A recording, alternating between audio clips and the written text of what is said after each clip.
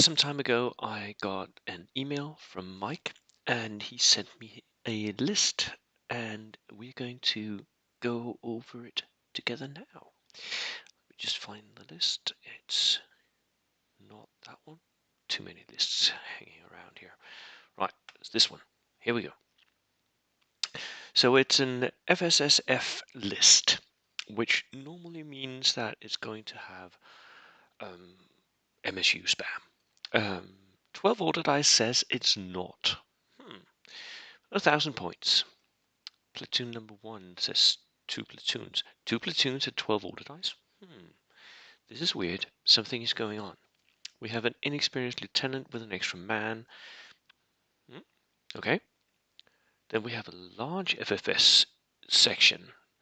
So we have 5 riflemen and 3 submachine guns. 1 has medic training, and they all have anti-tank grenades.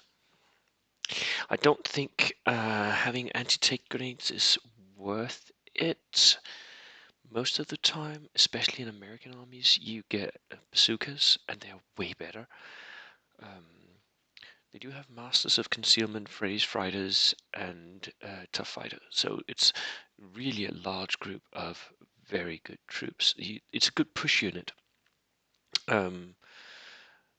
We'll just in a minute go and see what Phrase Fighters does and Masters of Concealment, but I still think that these units are way better as MSU than they are as a push unit, although it is very aggressive, and having them as medics sort of puts them into territory with SAS and other really good units.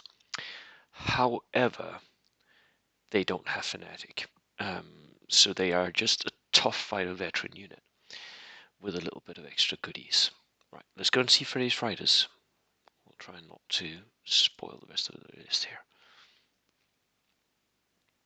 Right, so the special rule, all headquarters units and infantry members are FSSF, Tough Fighters, Phrase Fighters, Masters of Concealment. Okay, so you get that. Let's see if we get it here. Masters of Concealment. When hidden, yeah, so you have to be closer to a unit to spot them when they're hidden. Okay, useful, not amazing. And they can scale hilly or impassable terrain. They must start the turn adjacent to impassable terrain and then given a run order. Okay, so if they do nothing else, they can move through impassable terrain. This can be useful, but it's a little bit situational, right? But what you can do is you can place your unit in impassable terrain and then shoot out of it. The enemy can't get to you. They can't assault you. Against some armies, Polish Lancers, that is amazing. But well, it's a little bit situational again.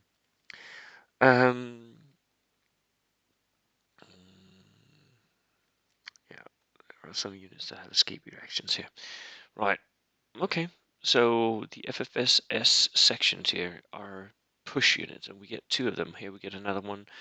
7 riflemen, 1 BAR. I think actually this is a better configuration than the close assault one that we get up here. Again, they have the anti-tank grenades. I don't think that spending those points, and I know that on some units you get them for free, but you're still spending points. They're still costing you. They're just included in the cost. I don't think they're actually that good. You're going to need large units, and you're going to need to charge those tanks, and that means the tanks can, if they got recce, they'll recce. If they've got machine guns, they will shoot you as you go. Yeah. 10 men are FSSF. Okay. Then we got a scout team. These are the ones that I was looking forward to. The scout teams are really good, and that is because they've got escape reaction, and there's at the same time they're recon troops. So they're and recon troops is down here. So the escape reaction is just like cavalry. You can flee basically if someone tries to charge you, and you spot better than normal. Not amazing, but a little bit of a bonus. Now these small teams here um, 36 points for 2 men with rifles. They are amazing and they are really good. Um, I've faced off against an army only comprised of these, and they were extremely difficult to kill. Because they're veteran, they're a small team, and if you charge them, they're just moving away. If you shoot at them, they move away and into long range. I mean, they were just so difficult to pin down and kill. So yeah, I really like these FSSF scout teams. Another FSSF section, not scout section, but a section like the skirmish one that we had before. And here again we have a skirmish one like the one we had before. A little bit of size difference because of the number of men in them.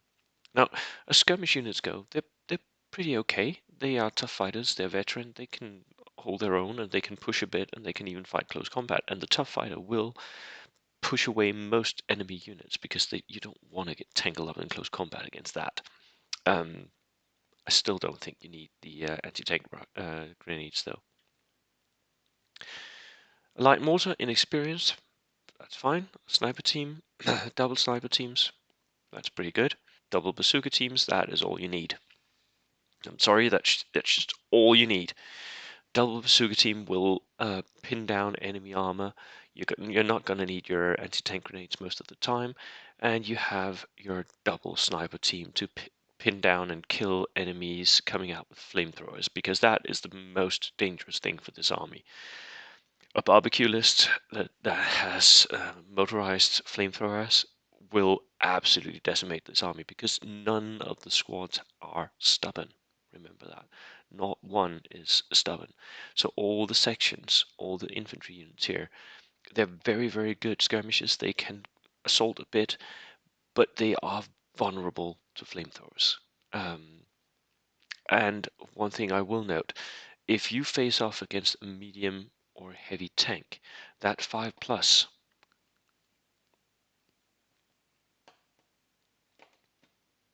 it'll be enough to pin the tank. So that's good enough. Yeah, I was worried that you might not actually be able to threaten the tank because you don't have any flamethrowers in the list at all.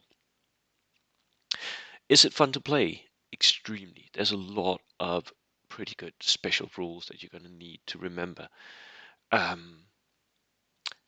Is it competitive? It can be. It's a very specific build, right? It's a skirmish build where you are sort of you're an aggressive skirmisher. You don't have any armor. You don't have any flamethrowers. So you're going to have to be good skirmishing. You're going to have to be really good at skirmishing in order for this to work, but it can work. Yes. Thank you so much for the list, Mike, and I hope you can use my feedback. Cheers, and yeah, see you in the next one.